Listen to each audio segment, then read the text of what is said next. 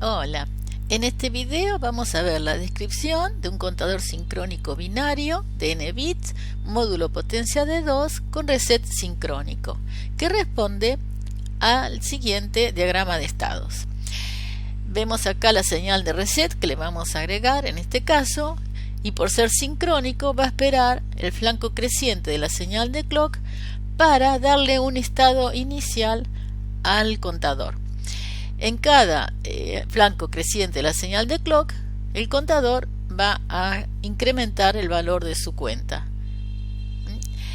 Como es potencia de 2, cuando se llega al valor máximo, 111 en este ejemplo, pasa automáticamente al valor 000, de manera que no se necesita reiniciarlo. Vemos que se ha convertido entonces en un contador cíclico. Entonces, basándonos en el ejemplo que habíamos visto del contador elemental que no tenía señal de reset, vamos a ver qué modificaciones tenemos que hacerlo para adaptarlo a este caso. Entonces, tenemos acá la descripción que ya habíamos visto. Tenemos que agregarle en la entidad la señal de port de entrada reset, que la llamo RST sub i para indicar que es una entrada, que es de modo in y de tipo Standard Logic. O sea que la entidad ya la tenemos actualizada. Vamos ahora a ver la arquitectura. En la arquitectura teníamos la señal auxiliar AUX-Q y luego un solo proceso activo al flanco de la señal clock.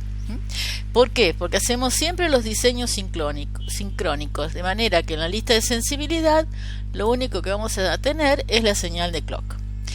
Habíamos visto que después teníamos una sentencia if que analizaba el valor de verdad de la señal rising age aplicada a clock. Entonces, si había un flanco creciente de la señal de clock, el contador hacía la cuenta, incrementaba ese valor a través de la señal auxiliar AUX-Q.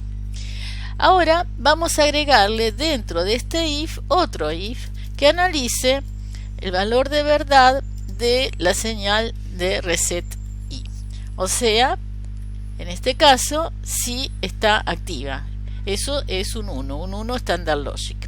Si está activa la señal de reset, entonces tenemos que darle el valor inicial a la señal AUX-Q.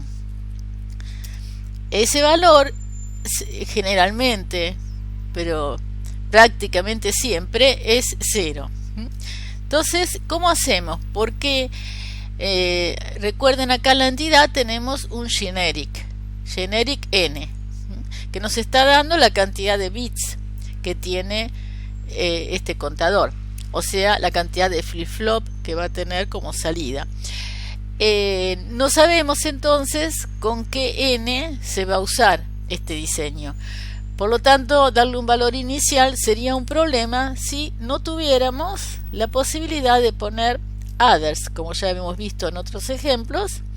Con la flechita hacia la derecha escribimos un 0 como si fuera Standard Logic, pero luego el software va a analizar el valor que le demos al generic n y va a adaptarlo a la cantidad de ceros que necesite automáticamente. Entonces, dado ese valor inicial, entonces tenemos else, va a incrementar la cuenta si no está en modo reset. Tenemos que cerrar este nuevo if con enif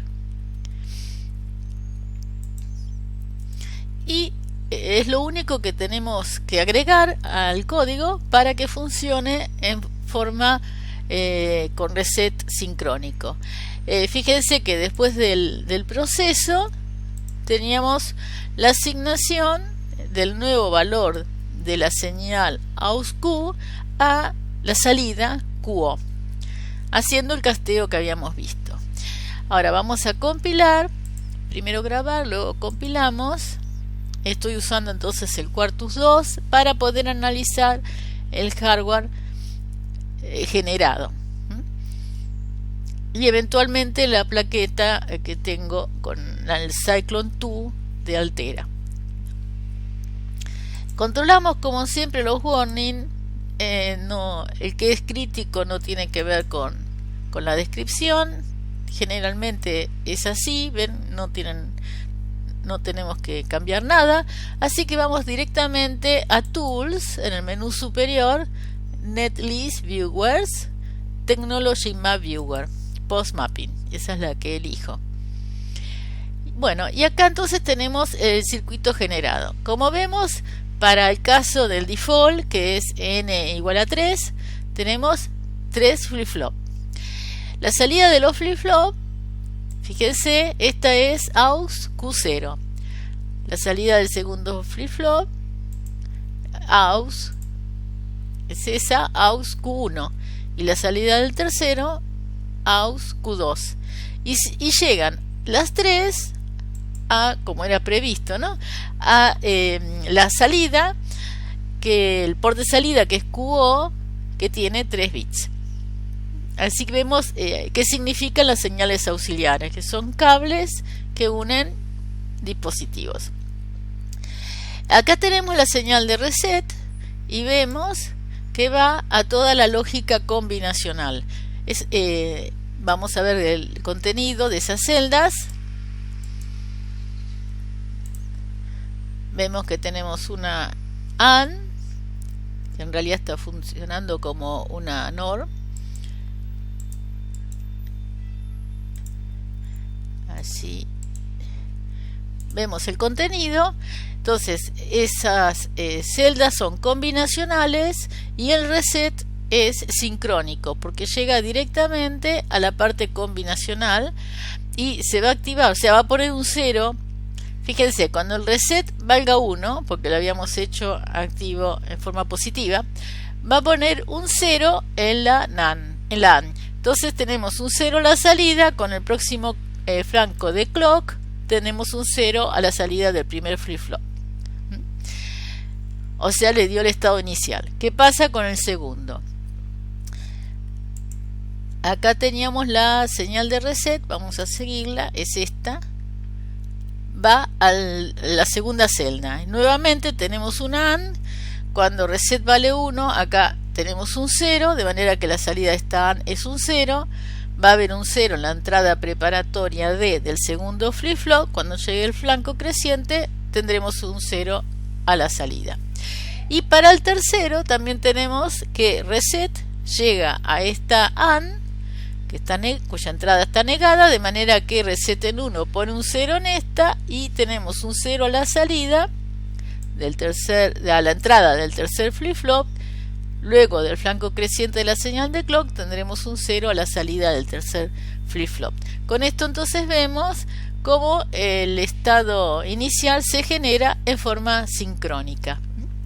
Bueno, espero que les haya sido útil. Si es así, por favor, si ponen me gusta. Y en el próximo video entonces vamos a ver el test bench para este contador. Muchas gracias y los espero.